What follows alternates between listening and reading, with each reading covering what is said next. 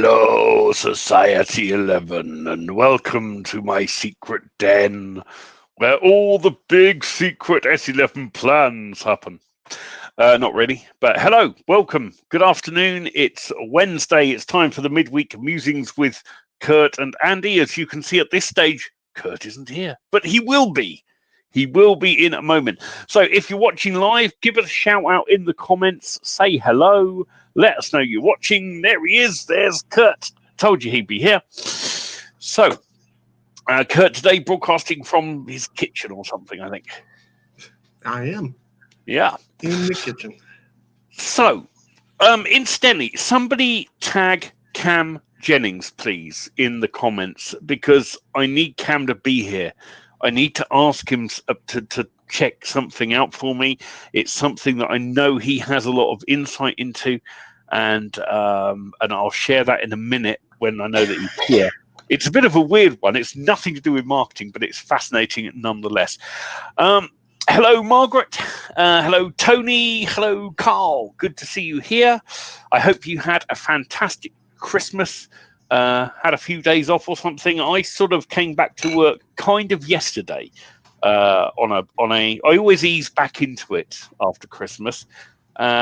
And what determines when I start back at work is very much when I get bored. And I kind of did get a little bit bored already because, you know, there's only so much nothing you can do. And we're effectively in lockdown again. I think whether you like it or not, I was talking to my family this morning because they're all stressing, going, "Oh, lockdown, this, not." You know, the fact is, it's going to happen. So embrace it, chill, and instead of stressing about it, think, how can I use the time? And focus your energy on things that will give you the best start in 2021 that you can possibly get. That's the best advice I can give anybody. Lockdown's coming. You got to like it. There are two ways of approaching it when these things happen. I have been doing this internet marketing thing for almost 21 years now, I think. And I have seen boom times and bust times. I have seen major recessions. I have seen all of that come and go. And all that changes for an information marketer or somebody who is responsible for generating their own income on the internet, all that changes is sort of where people's minds are, and you can adjust your marketing for that.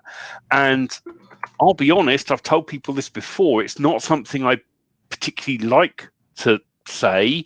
It's not a boast I'm proud of or anything, but typically I have always made more money in a recession than I have when things are going very, very well. And, you know, that's just it. You just shift, and it's the way you flip your marketing around.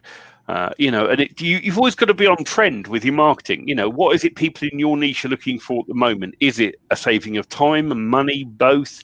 Is it a way of getting this done quicker, that done quicker? What would help them? Put those things in front of them, and they will pay you for that useful quality information. So that's how welcome. But what we're going to do this Wednesday is not let the moneymaker stay for very long, I'm afraid, because I want to just talk to Society 11. So, you know, we'll let them stay for a couple more minutes. And if you're watching us live and you haven't yet said hello, do say so in the chat. Let us know you're here. As you know, Midweek Musings is sort of just evolved from a reviewy show to this, and so we haven't planned today's show at all. No. We just went, this will be the last one we're going to do. We're going to come on and do it. Wish everyone a very happy new year. We won't be doing a live on Friday because that is New Year's Day. But I am planning on having the IM pub open from 9 o'clock that evening, London time, for anyone that wants to use it. I will be myself maybe for an hour or two. So, what's that? What's on tap? What's on tap? For me, probably just lemon drink. There you go. So, yeah, I Christmas. No, my first Christmas without alcohol in a long time, and it actually wasn't anywhere near as much of a challenge as I thought it would be. I thought it would be a tough one, but it wasn't. Hello from Moscow. Carl is in Moscow. Yes. And Tom Clark, hey guys, happy whatever it is. It's happy the end of 2020. We're nearly there. But, you know, here's the thing. So many people use it as a mental barrier thing. The truth is, it's just the next day and the next day. You don't have to wait until 2021 to start making your plans for the future. You can do it today. You can do things today that will help you get further along the path of where you need to be for next year. You can start now. You don't have to wait. That's what I want to tell you. So many people sit back and go, well, I'm just going to wait now until the new year. Then I'm going to, and then the new year comes in and you've got no plan. And then so you spend the first week going, I don't have a plan. Oh dear. And then by the end of the first week, you're disillusioned because you haven't been able to put a plan together, let alone do anything. You feel a failure and you basically fall back into the rut. Don't let yourself do that. Don't you set yourself up for a fall. Just go, bollocks to it. I'm cracking on today with what I can do today that will improve things for me tomorrow and the next day and the next day and the next day. There's my New Year's advice for you. That's a good free bit of advice for the money makers people. And so we're going to say goodbye to them now so we can talk just to Society 11. So we'll be back right after this.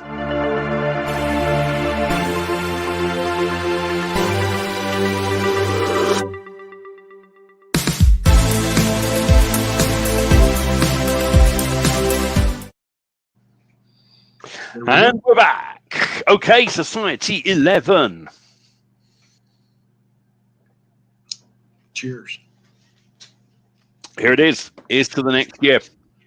And there are a couple of things people do when things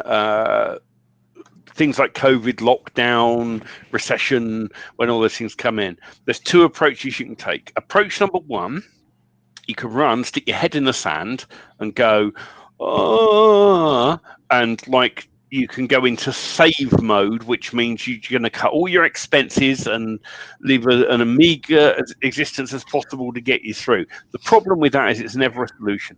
It never solves a problem. It just leaves you coming out the other side with nothing. But smart financing is always a good idea. Right. I'm not saying go mental and blow your money. This is all, balance is everything. But I often see people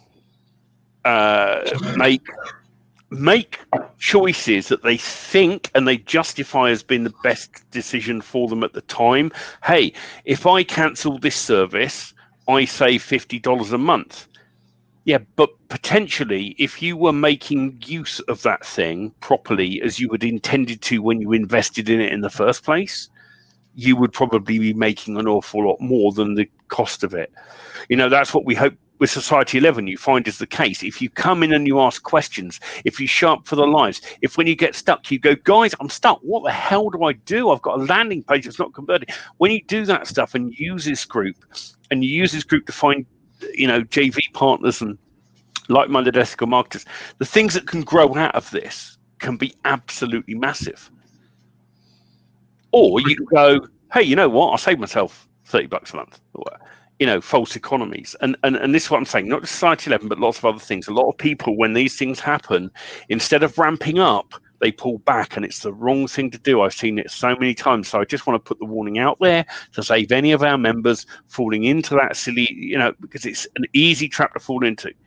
And whether we like it or not, COVID and all of that, we've got a recessionary time coming. We're going to see unemployment like we haven't seen unemployment in an awful long time in multiple countries across the world. The great thing is, if you're armed with a skill set, it doesn't matter, because you can use that skill set to generate yourself an income, your family an income, and give yourselves a very good standard of living. I'm not talking driving Lamborghinis. I can't teach you how to do that. I don't have a Lamborghini. Once I had a Jag for fun for a bit, got bored with it. I don't have those toys. What I do have is a very comfortable lifestyle that is afforded to me by the various things I do in various niches online. Same with Kurt, although Kurt still has a traditional job in a sense at the moment. Kurt has been building up his IM business to a point where, well, in actual fact, I'll tell you what Kurt's plan was, because I'm sure you won't mind me sharing No, this. not at all. Go ahead. Kurt said to me ages ago, he said, my first priority is to get my wife retired, and then me. And that's it. Now, obviously, Kurt's wife is a nurse, and at the moment, nurses are needed on the front line and all of that stuff, and she's doing her thing there and whatever else. But that's his plan. And then plan two will be, now I can stop working and do this all the time. And when you can do this full time, you've got more to the point where you have that lifestyle where you're not stressed about someone could fire you tomorrow, or don't let other people be in charge of your future. Take control of it for yourself. That's what it's about. And that's really what message I want to throw at you as we end this year and start to bash into the next one. But it starts now. Like I said earlier, starts now. Don't wait a couple of days. 2021. Get your bit of paper out. Spend the next couple of days. Just make plans, notes, scribble ideas down, mind map. Do whatever you can to get the ideas down, and then get one solid plan and go for it. That's it. That is it. Okay, unless there are any questions in the chat, which I don't know, or unless Kurt has anything he particularly wants to share, that's all I really have to say. I'm sure a lot of people are interested on the announcement spot. Yes, we've got to announce that. I don't know if Cam Jennings is here. I don't think he is, but I'm going to say this anyway. The reason I mentioned Cam was because Cam made a load of videos a while back about something called the Mandela effect, a rather interesting phenomenon. You can read about it in your own time. Just Google Mandela effect, read the little Wikipedia bit about it, and see some of the stories it's told. But it's about the fact that people recall things differently. I've just had a Mandela effect happen to me that I cannot. This happened. This is not some figment of my imagination. So when I wrote today's title, I quite often do this thing with titles where I just think up odd words. When I'm like a creative process, I will do, and I learned this from watching documentaries about how Monty Python wrote their comedy.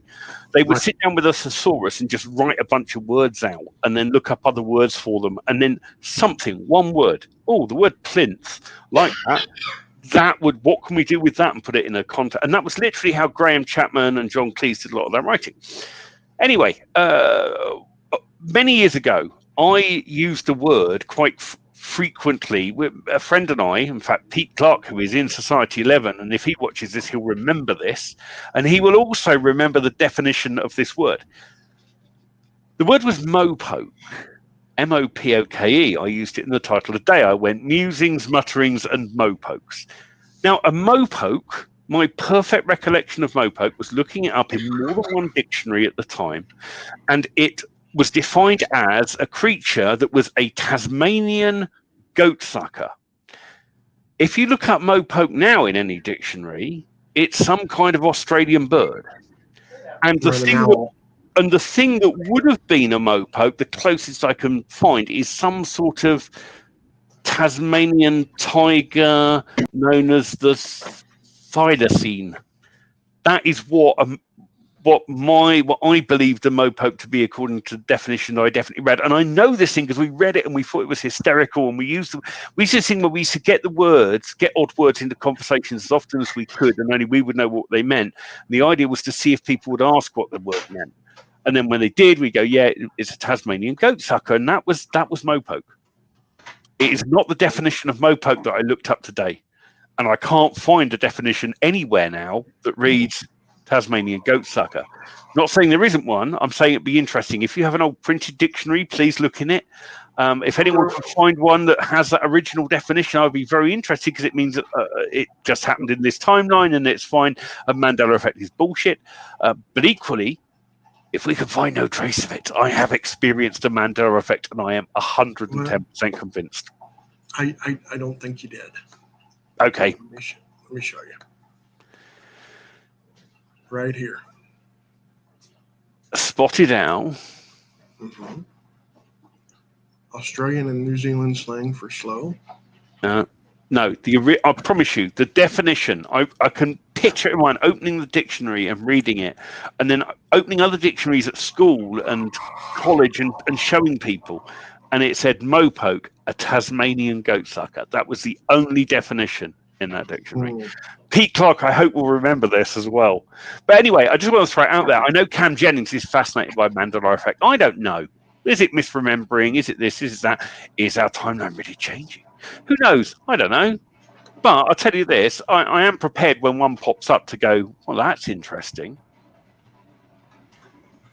Yeah, I've tried a lot of this. So just before we went live, I was going, I can't believe this. Oh, here it is. More. Oh. No, it wasn't. It wasn't right a kind of goat sucker. It definitely right. No, it definitely M-O-P-O-K. Okay. Anyway, I'm gonna keep looking into that. I just think it's fun. Wanted to throw it out there, but it's just a bit of nonsense. But if you want something to puzzle on as you enter the new year, has the definition of mopoke changed? Will I be able to find anyone who remembers the old definition? I'll let you know if I do. Apart from that, I'm wondering if it was just because those words are very similar.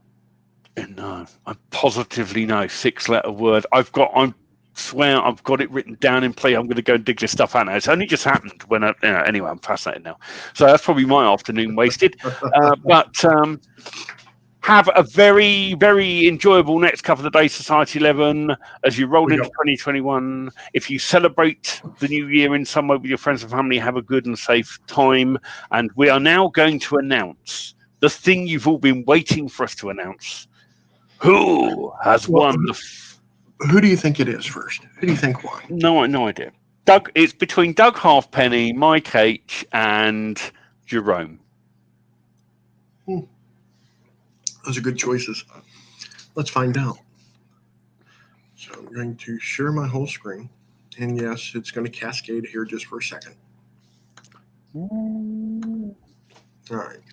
So now I am in Society 11, last 28 days, download details, and engagement is what I'm looking for. And, members, top contributors, download. Open up the Excel spreadsheet. And then we need a drum roll. I'll soon have one properly because I'm going to be rigging up this soundboard I got for Christmas soon. Nice. All right, so here we go. The top contributor for the last 28 days is Tom Clark. Way! Am I a mug? No, I'm Tom in Clark. Well done, Tom. Good stuff. Get in touch with. No, you don't even have to get in touch. You make your posts in both of them. Let us know that you've made the post, and we'll pin them as an announcement. There you go. You know what you got to do. That's what you got to do. Go and do it, and all of that. Have a very, very happy New Year. Enjoy the celebrations if you have any. It's going to be a small affair, probably for most people at home, and all of that malarkey. And we will see you. Before we go, I just have to comment on Tom's new profile picture. He's imitating Mike from Maine there. Just saying. There we go. Let's all do Mike from Maine impressions in the new year. Happy New Year, Society 11. See you next week.